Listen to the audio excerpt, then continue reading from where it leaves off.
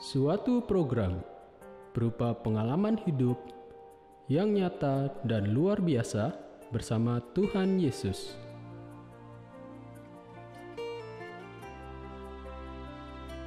Untuk memberi kekuatan, jawaban, dan jalan keluar bagi mereka yang membutuhkannya.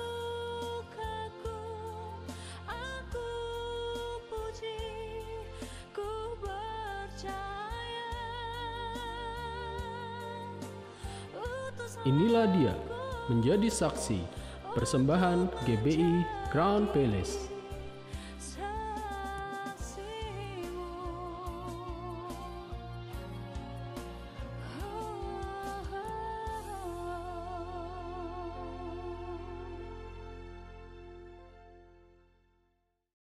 Shalom, Bapak Ibu saudara yang dikasihi Tuhan, selamat malam. Senang sekali malam ini kita berjumpa kembali dalam program Menjadi Saksi. Satu program reality di mana kita dapat melihat dan mendengar dari narasumber yang mengalami pengalaman hidup yang luar biasa bersama dengan Tuhan. Nah, program ini diperuntukkan buat mereka yang membutuhkan kekuatan, penghiburan, jawaban, bahkan jalan keluar atas setiap pergumulan yang dialaminya. Kami percaya program ini akan menjadi berkat buat Bapak Ibu Saudara sekalian. Nah, sebelum kita bersama-sama ya Saudara untuk melihat dan mendengar kesaksian dari narasumber kita akan sama-sama menyembah Tuhan terlebih dahulu. Mari sama-sama katakan. Ku menyembah dalam kudus hadirat-Mu, hampiri tata kasih karunia-Mu Bapa.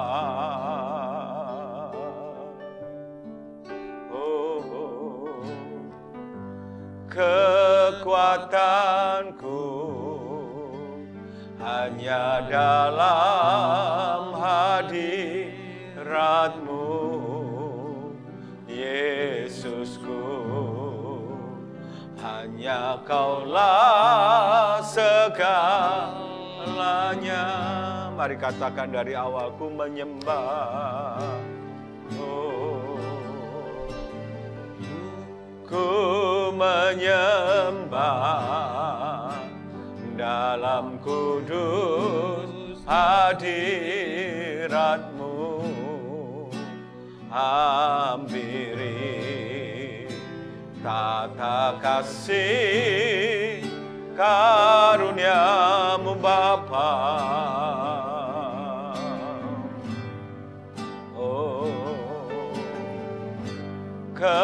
Kekuatanku hanya dalam hadirat-Mu, Yesusku. Hanya Kaulah segalanya. Mari katakan, ku yakin, ya ku yakin Kau hadir di sini. Ku rasakan kuasa yang tak terbatas. Ku yakin Kau nyata di sini. Kemenangan terjadi di sini. Ku yakin, yakin Kau hadir di sini. Ku rasakan kuasa yang tak terbatas. Ku yakin Kau nyata di sini. Kemenangan terjadi di sini. Mari katakan dari awal sekali lagi, ku menyembah. Ku menyembah dalam kudus hadirat-Mu, hampiri tata kasih karuniamu Bapa.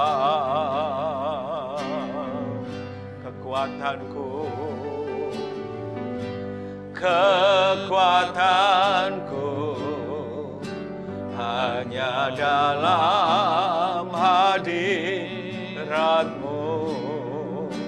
Yesusku. Hanya Kaulah segalanya. Ku yakin Kau hadir di sini. Ku rasakan kuasa yang tak terbatas. Ku yakin Kau nyata di sini. Kemenangan terjadi di sini. Ku yakin Kau hadir di sini. Ku rasakan kuasa yang tak terbatas. Ku yakin Kau nyata di sini. Kemenangan terjadi di sini. Sekali lagi, ku yakin Kau hadir di sini. Ku rasakan kuasa yang tak terbatas. Ku yakin Kau nyata di sini. Kemenangan terjadi di sini. Kesembuhan terjadi di sini. Kelepasan terjadi di sini. Mari sembah. Uralamaya,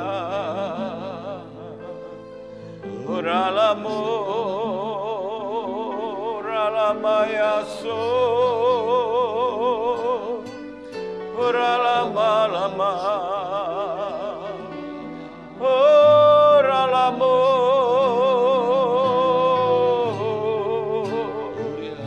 uralamaya.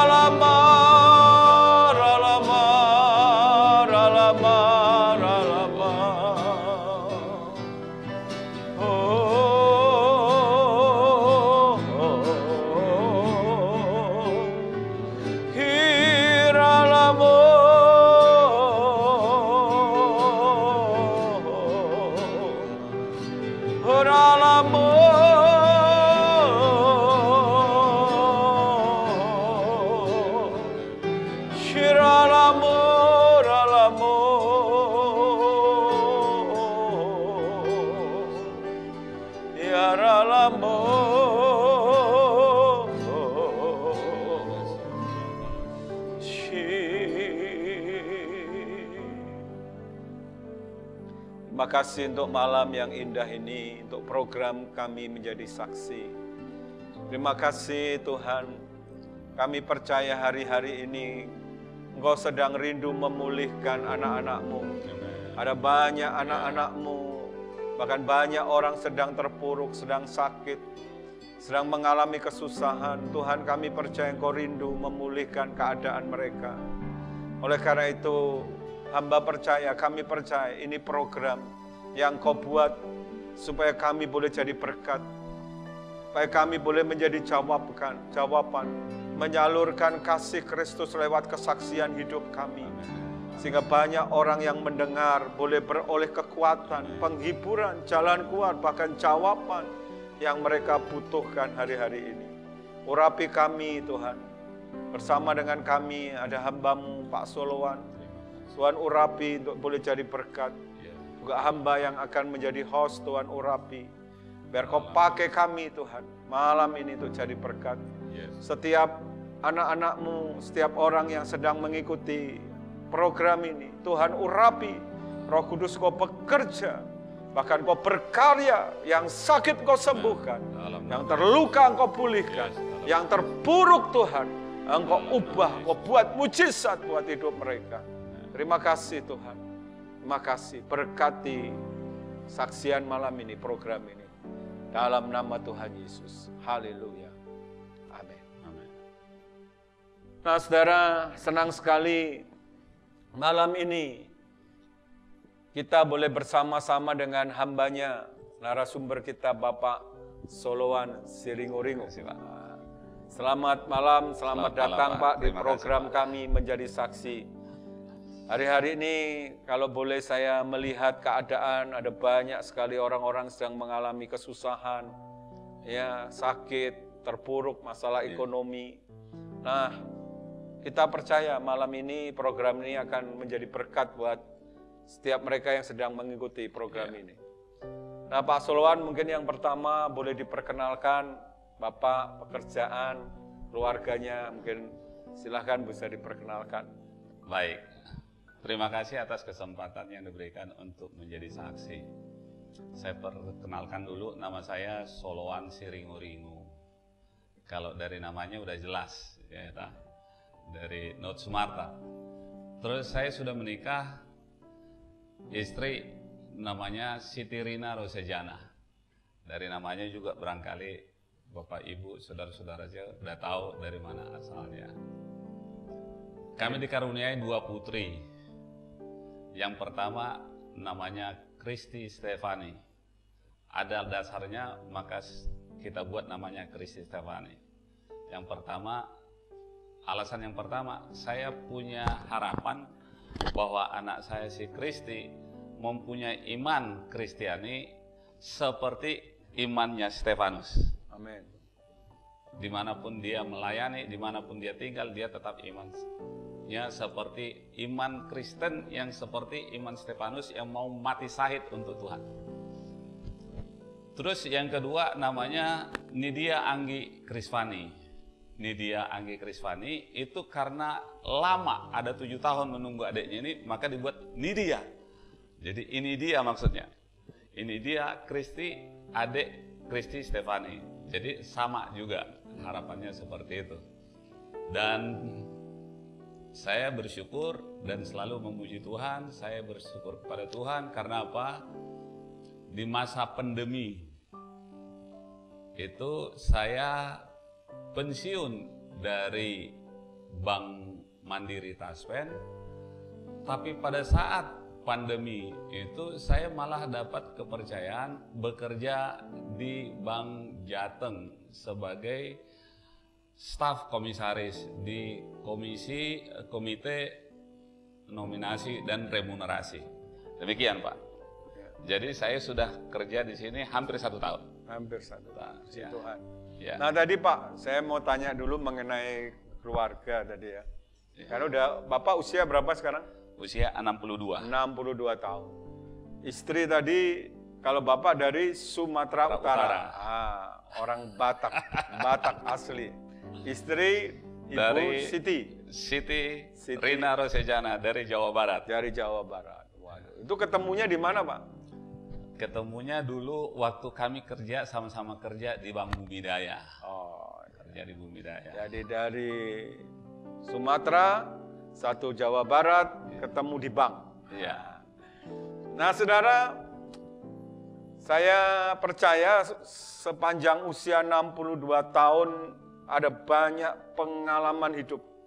Saya percaya, ada banyak. Nah, malam ini yang kita mau angkat kesaksiannya adalah pengalaman hidupnya menjalani karirnya.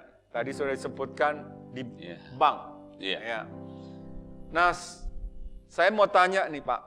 Ini kita angkat pengalaman hidup Bapak supaya jadi berkat. Kita ambil tema hari ini untuk kesaksian hidup Bapak adalah memulai dari satpam, security, sampai tadi akhirnya sekarang di usia 62 sudah pensiun ini masih dikaryakan menjadi anggota komite Dewan Komisaris Bank Jateng. Betul ya Pak ya? Iya. Nah pertanyaan saya, kenapa Bapak memulai karir itu di security? Apa yang menarik di satpam? Apakah, maaf nih Pak, kalau boleh tanya, waktu itu pendidikan Bapak tingkatannya Pak? SMA. Iya. Apakah karena cuma tingkatan SMA Bapak memulai karir di satpam atau ada sesuatu yang menarik? Boleh diceritakan? Baik, yang menariknya adalah kami keturunan dari orang tua saya itu ada 8. Usia 42 bapak saya sudah meninggal. Sementara yang paling kecil kami itu baru masih bayi, masih menyusui. Sementara saya itu baru kelas 5. Jadi kami dikasuh oleh ibu dengan kasih sayang, dengan kedisiplinan. Dan kami hanya bisa disekolahkan oleh ibu hanya sampai dengan SMA. Sampai dengan SMA. Setelah SMA, saya mencoba mencari pekerjaan. Dan mencoba cari pekerjaan itu di Jakarta. Nah, saya kebetulan waktu saya di SMA, saya juga banyak belajar olahraga karate. Nah, di dalam olahraga karate itu banyak diajarkan mengenai kedisiplinan. Jadi bermodalkan dan 2 di karate, saya melamarlah jadi security. Yang pertama saya security di perusahaan swasta. Dan sebelum saya masuk ke Bank Bumidaya sebagai security, saya di Tiga Raksa sebagai jaga gedung. Itu saya security di sana. Ya, firman Tuhan mengatakan bahwa kita ini sudah dibentuk oleh Tuhan dan sudah dipersiapkan pekerjaan jauh sebelumnya, sebelum kita lahir. Itu di Efesus 2 ayat 10 dikatakan seperti itu. Nah, saya ikutin aja. Saya karena suatu saat ada pertandingan di Porbang, nah saya pemain cabutan waktu itu, diambil oleh bank swasta untuk ikut pertandingan karate. Puji Tuhan saya waktu itu saya menang. Nah, karena saya menang, Bank Bumidaya bilang ke saya, kamu betul nggak pegawai bank swasta? Saya bilang saya tidak, tapi saya sudah melamar jadi mahasiswa di Perbanas. Jadi yang bawa saya waktu itu ikut bertanding itu adalah Perbanas, Lembaga Pendidikan Perbankan Nasional. Nah, terus saya ditawarin, Bapak mau nggak jadi satpam di Bumidaya? Saya bilang, saya mau. Syaratnya dia bilang itu, hanya jaga nama baik. Itu dia, kata atasan saya itu. Namanya waktu itu Sofyan Sumantri dan Anwar Junaidi. Terus saya bilang, saya siap jaga nama baik. Nah, saya memulai karir, ikut seleksi waktu itu bulan Oktober 1983. Nah, pendidikan 3 bulan, maka selesai pendidikan saya masuk di Satpam di Bumidaya itu tanggal 4 bulan 2 tahun 84 di kantor pusat. Memulai karirnya di sana, Pak. Nah, terus kembali lagi, saya memulai karir itu, saya juga tetap, walaupun saya katakan sebagai Satpam, menyesuaikan sana, saya ikut kuliah di Perbanas. Ikut kuliah di Perbanas, Pak. Kuliah di Perbanas, kuliahnya kuliah sore. Nah, tekad saya bukan untuk menjadi sarjana, tapi tekad saya waktu itu adalah untuk mengetahui apa sih dipelajari yang di bangku kuliah itu gitu, khususnya mengenai moneter misalnya. Maka saya ikut ambil jurusan perbankan. Nah, puji Tuhan, saya sebenarnya rencana di sana nggak terlalu muluk-muluk. Kalau orang bisa selesai D3 itu 3 tahun atau 4 tahun, saya 5 tahun juga nggak apa-apa gitu tuh. Karena memang ada keterkaitannya dengan tugas dan tanggung jawab saya sebagai security. Sebelum selesai tugas itu saya tidak akan masuk kuliah. Artinya saya selesai dulu, udah aman dulu dari situ. Puji Tuhan, tepat waktunya saya bisa selesai pada saat itu. Semua itu karena dorongan ingin lebih maju. Di samping itu, ya tentunya ini karena Tuhan yang senantiasa memberikan semangat dalam hati saya untuk belajar dan kerja dengan penuh disiplin. Jadi waktu itu sambil kerja satpam, ya satpam, kuliah sore di Perbanas itu ya. Perbanas Kuningan, Jakarta. Sampai D3. Nah, pelajaran kemudian waktu D3 itu ternyata itu tidak ada penyesuaian di kantor. Tidak, ya artinya dianggap setingkat selevel SMA gitu tuh. Saya ikut lagi untuk menjadi S1. Nah, menjadi S1, oleh karena itu saya melamar lagi untuk ambil kuliah S1. Puji Tuhan saya bisa ikuti. Di Setia Swadaya namanya, di Jakarta juga, tapi bukan di Perbanas lagi. Ya. Nah, saya selesai di sana. Nah, ya memang seringkali kita itu menghadapi sesuatu yang disiapkan Tuhan jadi berkat untuk kita. Kalau kita nggak persiapkan dengan sendiri, kita dengan sungguh-sungguh, itu bisa jadi hilang. Maksudnya apa itu? Maksudnya gini, ketika saya kuliah itu, saya sudah belajar dari soal-soal orang-orang yang akan ikut penyesuaian. Apa sih soal-soalnya dia, apa sih yang pernah diujikan gitu. Itu udah saya kumpul-kumpulin. Nah, begitu saya selesai kuliah, pas lagi ada pula yang namanya ujian penyesuaian itu. Oh puji Tuhan, saya langsung ikut, langsung lulus. Jadi pangkat saya dari istilahnya itu prakit 1, 2, 3, saya posisi 3, langsung saya ikut langsung prakit 5. Jadi habis satpam itu setelah lulus kuliah masih tetap di satpam, tapi pangkatnya udah langsung boleh seperti setingkat S1. Oh S1, iya, tapi Pak. masih di satpam. Masih tetap di satpam. Terus bagaimana setelah tapi masih di bank yang sama? Masih di bank yang sama. Tapi setelah itu nggak lama kemudian, berapa lama itu di satpam terus bisa naik sampai ke jadi officer lagi. Officer lagi. Nah ini saya waktu itu ada ketentuan di Bank Bumi Daya waktu itu harus minimal 2 tahun prakit 5, atau misalnya yang level sarjana itu prakit 5 kalau ada kursusnya 1. Ya, tapi kalau kursusnya 2 itu boleh 1 tahun. Itu. Nah, sementara saya belum ada sama sekali. Nah, jadi saya harus bisa berusaha dapat kursus minimal 2 supaya saya bisa ikut ujian dalam 1 tahun. Nah, ada firman Tuhan mengatakan begini, Pak. Didik anakmu waktu kecil, maka ketika dewasa dia tidak akan menyusahkanmu. Jadi kami dididik oleh mama, orang tua saya ini selalu ibadah, selalu baca firman setiap hari. Nah, di firman Tuhan kan ada mengatakan ini, berlomba-lombalah beri salam, beri hormat gitu tuh. Nah, saya sapam kebetulan ditempatkan itu di resepsionis. Nah, di resepsionis itu pasti kalau mau menghadap direksi, kepala urusan, bagian personil atau siapa, itu pasti lewat resepsionis itu. Nah, mulailah diterapkan yang namanya berlomba-lomba beri hormat dan beri salam ini. Saya bilang salam, hormat gitu. Hormat gitu. Terakhirnya dia bilang itu, "Selan, katanya kamu udah selesai ya?" "Sudah, Bu." Itu namanya Ibu Rini. "Sudah, Bu. Tapi saya belum ada kesempatan untuk ujian karena kursus saya pun belum ada gitu." Langsung dibilang, "Kamu nanti datang menghadap ke kantor ya, ke ruangan saya gitu." Terus langsung diperintahkan, Soloan ini harus diikutkan untuk 2 kursus gitu. Nah, puji Tuhan saya ikut 2 kursus ini dan lulus bagus gitu tuh.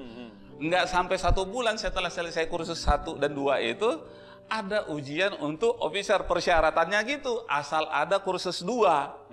Nah, asal ada kursus 2. Akhirnya karena saya sudah punya kursus 2, saya boleh ikut, Pak. Saya boleh ikut gitu. Terus lulus. Ujian waktu itu saya udah lulus, pas lagi diwawancara pengumumannya kok nggak lulus gitu. Ternyata saya tanya waktu itu, "Pak, saya untuk bertanya nih, saya bilang itu, salah saya di mana ya Pak waktu wawancara gitu tuh. Dia bilang, kamu bukan salah di wawancara, kalah di wawancara Soloan, tapi kamu kalah di psikotes. Gitu. Nah, jadi 6 bulan yang akan datang ada lagi ujian, maka kamu harus ikut. Psikotes, belajar psikotes 6 gitu. bulan lagi dites. 6 bulan lagi saya Pak, ikut belajar, akhirnya puji Tuhan lulus. Jadi saya nggak sampai 1 tahun di prakteknya ikut jadi officer. Officer jadi apa itu setelah? Jadi kalau di kita itu namanya Officer itu kerjaannya di resepsionis, apa di teller, apa di customer saya service? sudah jadi customer service officer di Kebon Jeruk. Wah, luar biasa. Ya. Nah, saudara yang dikasih Tuhan, coba perhatikan ya, dalam kehidupan Pak Solowan sekeluarga tadi, ya 8 bersaudara dalam keterbatasan, membuat orang tuanya nggak bisa menyekolahkan jenjang yang lebih tinggi, hanya sebatas SMA. Tapi coba saudara perhatikan, bahwa Tuhan yang memilih hidupnya adalah Tuhan yang setia, yang punya rancangan yang indah atas hidupnya. Ya saudara, lewat kemampuannya dalam bidang olahraga, maka Tuhan bawa dia untuk memulai pekerjaan di Satpam. Tetapi seperti Alkitab katakan, dalam 1 Korintus 1 ayat 27, tetapi apa yang bodoh bagi Tuhan, dipilih Allah untuk memalukan orang-orang yang berhikmat. Dan apa yang lemah bagi dunia, dipilih Allah untuk memalukan apa yang kuat.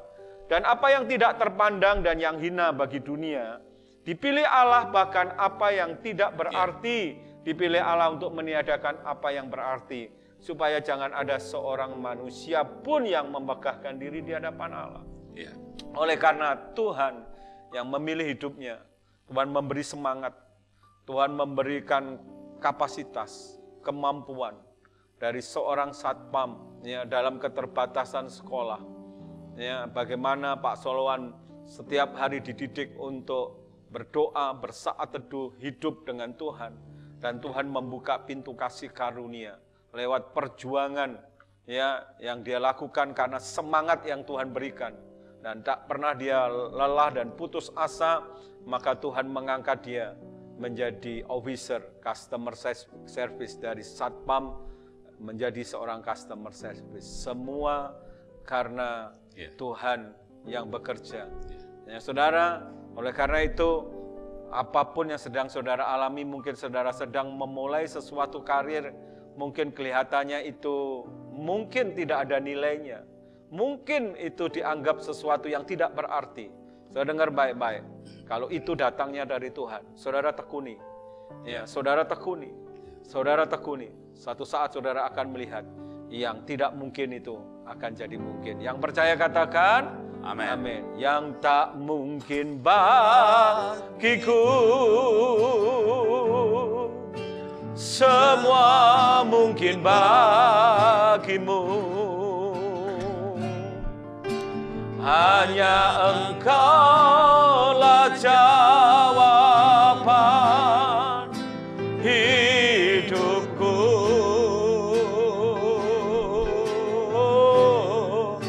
Yang tak pernah ku lihat dan tak pernah ku pikirkan,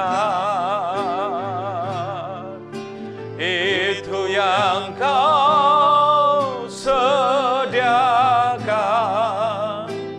bagiku. Yang tak mungkin, mari yang percaya katakan, yang tak mungkin bagiku,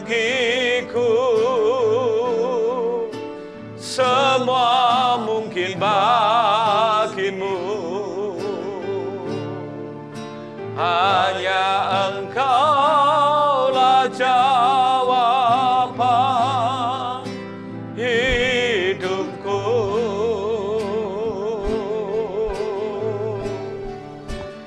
Yang tak pernah ku lihat dan tak pernah ku pikirkan, itu yang Kau sediakan bagiku. Pak Solowan, saya percaya perjalanan panjang dari Satpam sampai hari ini menjadi anggota komite Dewan Komisaris. Saya percaya ada banyak pengalaman-pengalaman yang menarik bersama-sama dengan Tuhan di pekerjaan Bapak, di karir Bapak. Boleh diceritakan mungkin ada pengalaman apa yang menarik, sangat menarik bersama dengan Tuhan semasa Bapak bekerja. Mungkin ada banyak mungkin ya, mungkin yang paling menarik dulu. Kalau mungkin masih ada waktu nanti boleh ditambah. Sekarang yang paling menarik dulu. Iya Pak.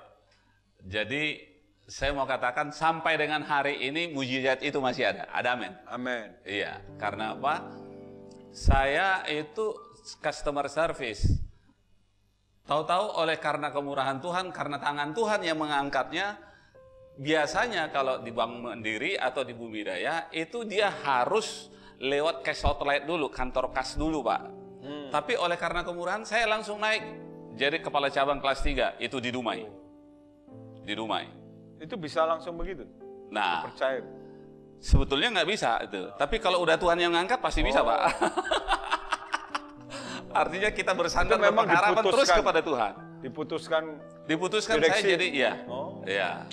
Nah, saya kembali lagi, saya di Dumai 2 tahun, saya tetap pegang firman Tuhan itu pelita dan terang bagi jalan kaki kita. Amen. Oleh karena itu, saya tetap mengandalkan Tuhan seperti Yeremia 17 ayat 7 itu. Saya tetap mengandalkan Tuhan dan menaruh harapan kepada Tuhan. Ya, tentunya walaupun saya mengharapkan bantuan berpengharapan mengandalkan Tuhan, tapi jangan sampai rekan kerja atau bawahan kita atau orang-orang sekeliling kita tidak hargai. Kita tetap menghormati mereka gitu. Maka oleh teman-teman saya itu kerjanya semangat banget Pak. Semangat banget. Akhirnya saya pindah dari Dumai ke Pekanbaru. Dari kelas 3 itu naik ke kelas 1. Itu tidak bisa, belum pernah seperti itu kejadiannya. Jadi kalau ibarat pangkatnya itu saya naik 4 level pangkatnya. Ya, 4 level. Nah di Pekanbaru saya 3 tahun di sana. Di Pekanbaru saya juga terlibat melayanan di gereja kita di sana. Puji Tuhan. Nah, jadi orang juga melihat saya gitu. Oh, itu Pak Solowan Siringoreo yang pendeta itu ya gitu tuh. Nah gitu. Terus orang-orang bilang begini, nggak pendeta aja dipercaya, apalagi pendeta gitu. Ya kita taruh transaksi kita aja di tempatnya beliau gitu. Ya puji Tuhan. Saya dari sana itu biasanya lagi nih Pak. Biasanya itu yang sangat menarik itu, kalau ini kan saya singkatin ya Pak ya. Nah yang sangat menarik itu, biasanya kalau kita di Bank Mandiri itu untuk bisa jadi area manager itu harus 2 kali dulu kepala cabang kelas 1. Nah, puji Tuhan, saya langsung naik jadi area manager, dan area manager itu di Sorong. Nah, di Sorong.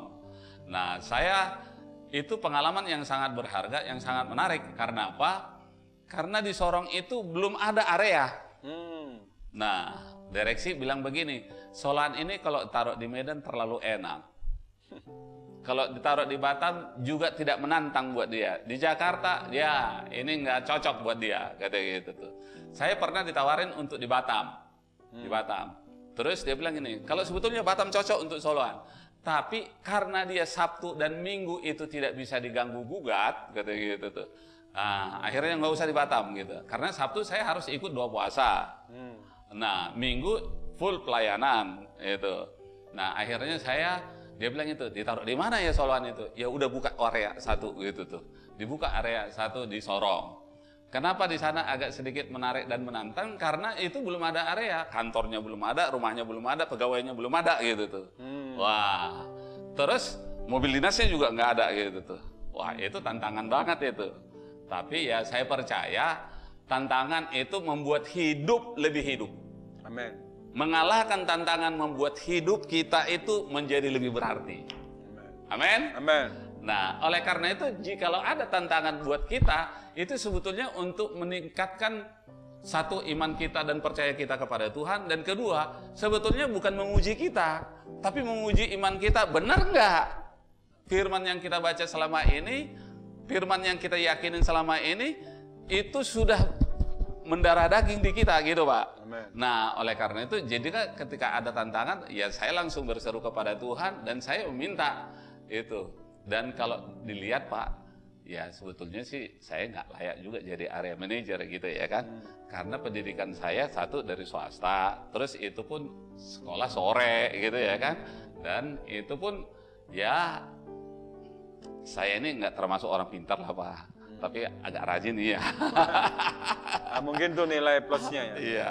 Mungkin direksi bisa melihat bahwa ini tipikal orang kayaknya kalau ibaratnya itu tim bulldozer, suka membabat alas dari yang nggak ada jadi ada gitu. Makanya ditaruh di tempat yang belum ada, Iya. kantornya belum ada. Tapi akhirnya kantornya itu jadi. Kantornya jadi, cabang-cabang kita buka di sana. Yang lebih surprise lagi, saya 2 tahun di sana. 2 tahun di sana itu area saya itu jadi dibuat itu apa? Berkinerja the most improvement. Wah. Ada Ada cabangnya berapa jadi di Sorong? Ada cabangnya waktu itu ada 7. 7. Dari Iya. tidak ada? Dari 3 Pak. Oh. Dari 3 menjadi 7. 7. Iya. Nah, waktu ke sana kan belum ada Bapak. Cabangnya ada tapi areanya yang belum Areanya ada. belum ada. Iya. Oh, 3 menjadi Iya. 7. Jadi 7. Jadi layak untuk jadi area gitu Pak. Luar biasa. Iya. Saudara, itulah Tuhan kita. Kalau dia sudah pilih seseorang dan orang itu taat untuk mengikutinya, maka saudara lihat sesuatu yang tidak mungkin menjadi mungkin. Sesuatu yang mustahil jadi tidak mustahil. Dari yang tidak ada akan menjadi ada. Dan itulah Tuhan kita. Tuhan yang luar biasa. Amin. Dan kita percaya Tuhan yang sama yang sudah melakukan buat Pak Solowan juga akan melakukan buat saudara. Amin. Yang percaya katakan Amin. amin. Yang tak mungkin Mungkin bagiku semua mungkin bagimu. Hanya Engkaulah jawaban hidupku.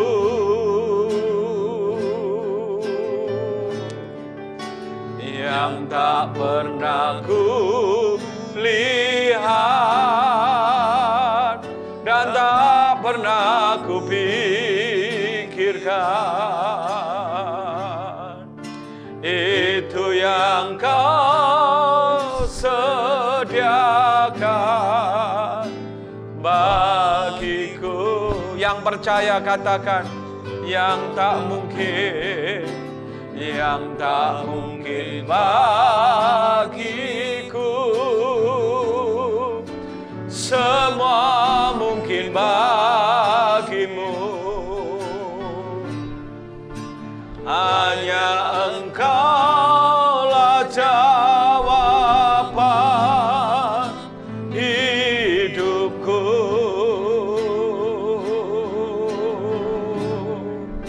Yang tak pernah ku lihat dan tak pernah ku pikirkan. Itu yang Kau sediakan bagiku.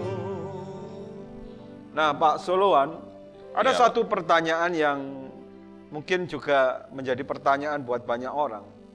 Tentunya sebagai anak Tuhan, kita itu ditempatkan Tuhan di tengah-tengah dunia untuk menjadi garam dan terang dunia. Ya. Nah, tentunya itu bukan perkara yang mudah, apalagi di kalangan perbankan. Nah, bagaimana Bapak menghadapi tantangan-tantangan ya? Mungkin pertanyaan saya agak sedikit menjurus lebih mendetil. Ada nggak yang ngajak korupsi begitu, ngajak untuk kompromi? Nah, pertanyaannya gimana menghadapi itu dalam perjalanan karir yang saya percaya begitu panjang, mungkin kesempatan-kesempatan untuk kompromi, untuk nggak benar, untuk korupsi dan sebagainya. Gimana Bapak menghadapi itu? Ada nggak tantangan-tantangan seperti itu? Baik. Namanya hidup pasti ada tantangan, Pak. Ya. Namanya laut pasti ada gelombang kan gitu ya. Nah, saya ada tantangannya enggak? Aduh, pasti. Tantangannya yang terutama yaitu dari diri sendiri gitu. Nah, tapi kalau kita sudah identitas kita dia tahu, Dan walaupun identitas kita sudah dia tahu, tapi dia coba itu 1 kali, 2 kali, 3 kali, ya pasti. Dan saya selalu ingat firman Tuhan mengatakan, roh yang ada di dalam saya itu lebih besar daripada roh yang ada yang menggoda itu. Pasti itu. Oleh karena itu, karena roh yang di dalam saya itu lebih besar, maka roh yang di dalam saya itu pasti mengalahkan yang itu, gitu tuh. Nah, simpel-simpel aja Pak sebetulnya. Ketika misalnya kita kasih kredit, itu, maka kita akan menetapkan yang namanya jaminannya, yang namanya juga asuransinya. Ya, kalau kita memang, saya dari dulu memang sudah tidak pernah melakukan dan tidak akan pernah melakukan itu meminta sesuatu kepada nasabah yang ngasih kredit. Ada nggak nasabah yang mau ngasih? Ada. Terus saya bilang sama mereka gitu tuh, kamu aja masih minjam, kok mau ngasih saya gitu. Itu saya bilang itu. Artinya kamu aja masih butuh gitu tuh. Nanti kalau kamu udah maju, gitu. Kalau mengajak makan saya boleh gitu. Tapi yang tantangan yang terberatnya, yang terasiknya, yang seolah-olah bukan dosa, seolah-olah bukan dosa, yaitu adalah dari apa? Dari vendor. Nah, supaya kita mendorong ke asuransi yang ini terus semua, setiap ada aplikasi, maka dikasih kickbacknya ke bank, tapi kickbacknya juga kepada kepala cabang, kepada area manager. Demikian juga asuransi, demikian juga misalnya apa namanya tadi asuransi, demikian juga notaris, gitu. Dia kasih juga kickbacknya ke kita gitu tuh. Tapi begitu dia coba 1 kali, 2 kali, 3 kali Pak, pasti dia bilang itu, udahlah, jangan. Dan harapannya saya waktu itu dan sampai dengan hari ini, saya harus jadi garam sama mereka supaya mereka juga melakukan yang sama seperti yang saya lakukan, sehingga apa? Saya katakan gini, biaya asuransinya berapa? Yang harus kickbacknya ke saya berapa? Misalnya 500.000, kurangin biayanya dia 500.000. Jadi si nasabahnya diuntungkan, dan itu probability-nya untuk lebih maju itu pasti lebih tinggi karena biaya cost-nya lebih turun. Nah, demikian juga asuransi itu kan Pak ya. Demikian juga yang namanya notaris, rekan-rekan yang lain gitu tuh. Biayanya yang kamu kasih saya misalnya itu sama seperti tadi 500 gitu tuh. Turunin aja biayanya sama dia. Anggap itu sudah ngasih ke saya. Turun aja sama dia. Sehingga apa? Nasabah itu diuntungkan minimal 2 kali. Gitu. Itulah yang terutama yang kita lakukan di sana. Kembali lagi, tetap firman. Kuncinya firman. Firman itu baru bekerja kalau itu ada tantangannya. Firman itu baru kelihatan dahsyat itu ketika itu diperhadapkan kepada persoalan yang ada gitu. Jadi jangan pernah takut menghadapi tantangan. Sesungguhnya firman yang ada di dalam kita itu sedang kita mau pertontonkan kuasanya. Kira-kira gitu Pak. Luar biasa, luar biasa. Saya percaya kita semua setuju sudah langka orang-orang seperti ini, saudara, yang mau hidup dengan jujur, ya, untuk menerima sesuatu dari nasabah, dari asuransi. Bahkan saya juga mendengar, ya saudara, dari orang-orang di dalam juga pun nggak mau ya Pak ya. Setelah saya itu kan biasanya kan firmannya begitu, dari atas kepala turun ke janggut, dari janggut turun ke jubah. Jadi kalau udah kepalanya berintegritas, tahun ini kan tahun kita tahun integritas gitu ya kan. Nah, kalau udah komandannya berintegritas, bawahnya pasti berintegritas. Takut pasti itu. Nah saudara, waduh, memang saya ngerti sekarang kenapa di usianya yang sudah pensiun Tuhan masih karyakan. Seperti Alkitab katakan, ya, orang yang takut akan Tuhan itu, walaupun sudah di usia yang tua, dia tetap akan gemuk dan berbuah. Nah, ya, artinya akan tetap diberkati dan tetap berkarya buat Tuhan. Usia sudah 62 tahun, tapi tetap dikaryakan, dipekerjakan sebagai anggota komite Dewan Komisaris dari Bank Jateng. Dan saya ngerti ternyata kehidupan yang takut akan Tuhan itulah yang membuat Tuhan membela hidupnya sampai hari ini. Betul ya Pak? Betul. Dan itu terus sampai hari ini dipertahankan ya. Harus Termasuk dipertahankan. di komisaris ini pasti juga Harus banyak dipertahankan. banyak godaan-godaan untuk iya. untuk kompromi begitu ya. Tapi tetap dipertahankan. Iya. Kalau di posisi kita sekarang ini, mungkin kita tidak untuk disuguhin lagi kayak gitu. Tapi yang mungkin adalah kebijakan yang berkaitan dengan koruptif. Nah, itu kita harus mulai. Ada itu Pak, yang seperti itu, tantangan itu. Saya tidak mau jawab bilang ada, tapi saya harus memproteksi diri supaya jangan sampai terjadi ada kebijakan yang koruptif. Kalau kebijaksanaan dari yang namanya korupsi Pak, itu masih kecil. Walaupun udah kita lihat besar itu kan pengaruhnya. Tapi kalau sampai kebijaksanaan yang koruptif, itu lebih berbahaya. Ya betul. Dan itu dijaga ya sekarang. Itu harus dijaga. Saudara dengar, Tuhan mau dimanapun kita berada, kalau kita mau beroleh kasih karunia yang besar, belajar hidup takut akan Tuhan. Jangan menjadi serupa dengan dunia ini. Maka saudara akan melihat satu contoh nyata yang kita saksikan hari ini, bagaimana Tuhan di masa usia pensiun pun tetap berbuah. Ya, Tuhan angkat, Tuhan bawa dalam kasih karunia yang begitu besar, saudara. Nah, saya berdoa juga demikian dengan saudara. Ya, dimanapun saudara ditempatkan Tuhan, saudara belajar hidup takut akan Tuhan. Jadi garam, jadi terang dunia. Jangan kompromi dengan dosa, jangan kompromi dengan dunia. Ya, saya percaya akan tiba waktunya pembelaan Tuhan buat saudara. Yang percaya katakan, amin. Yang tak mungkin bagiku, semua mungkin bagimu. Hanya Engkaulah jawaban hidupku.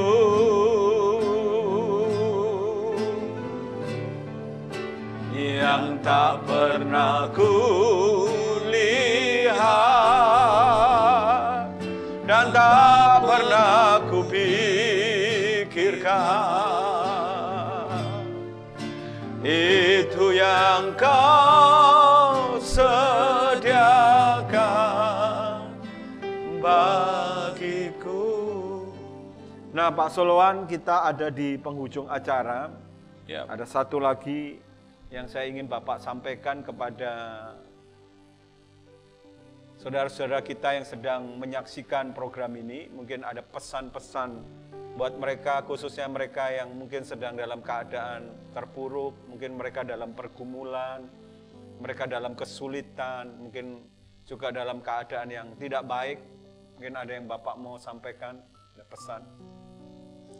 Baik, yang pertama pesan saya adalah kalau kita takut,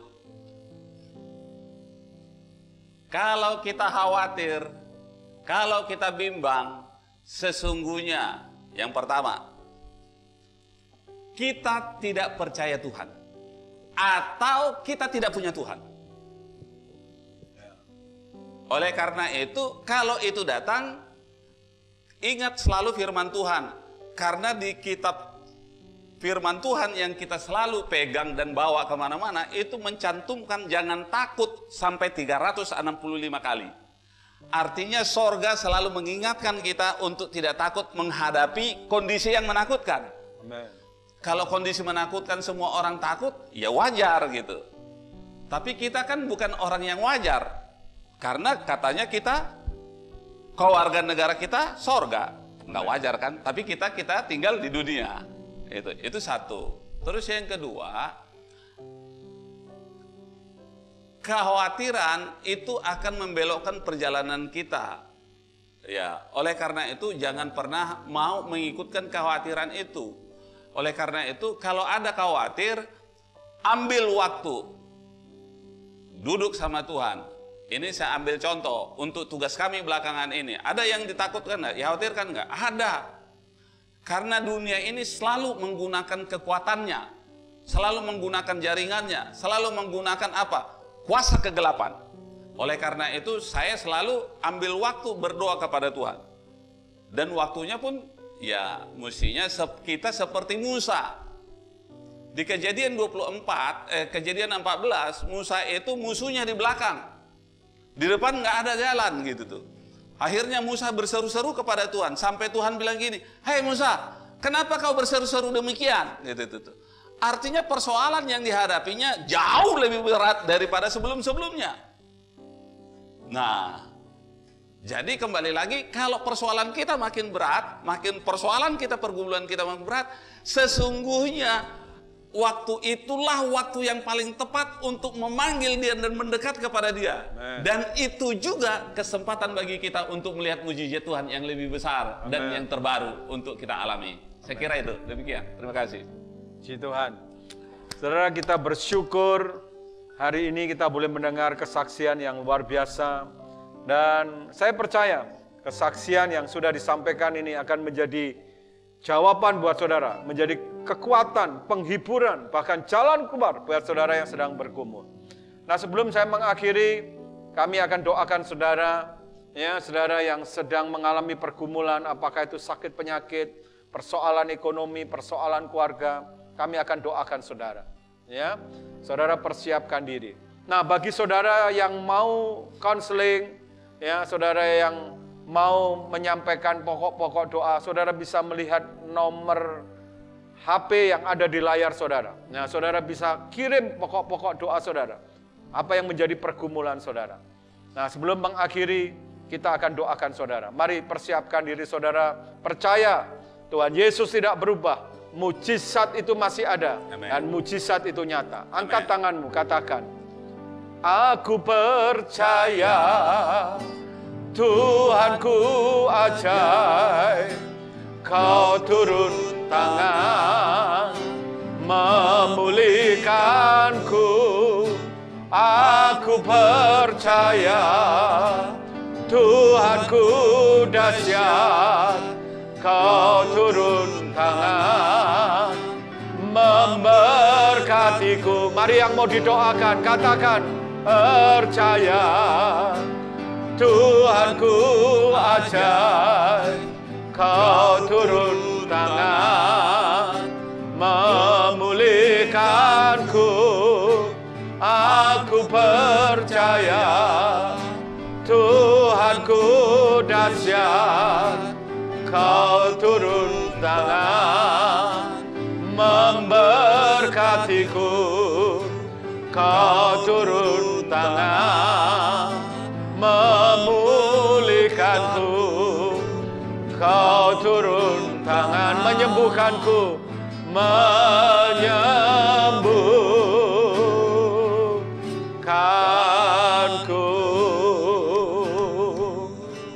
Mari yang mau didoakan, angkat tanganmu.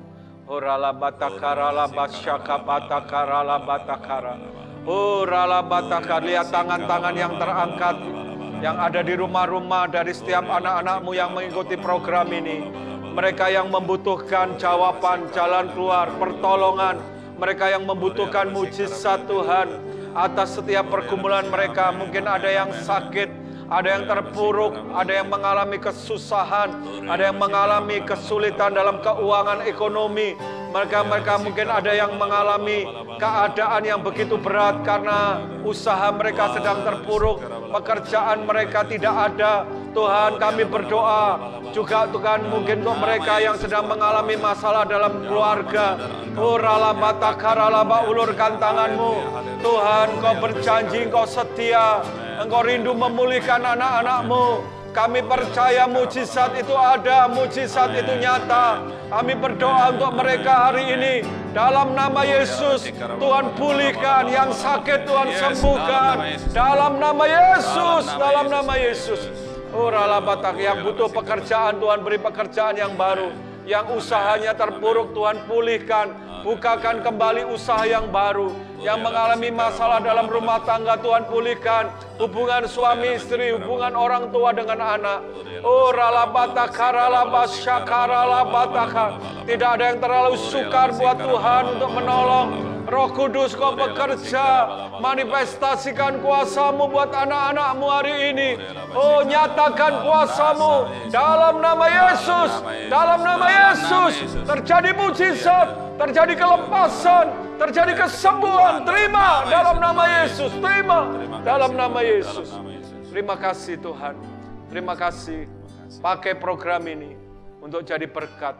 Terima kasih untuk hamba-hamba-Mu yang boleh melayani. Untuk setiap anak-anak-Mu yang boleh mengikuti. Kami sudah diberkati. Terima kasih Tuhan. Dalam nama Tuhan Yesus. Haleluya. Amin. Amin. Saudara, akhir kata kami mengucapkan selamat malam. Tuhan Yesus memberkati saudara berlimpah-limpah. Haleluya. Amin.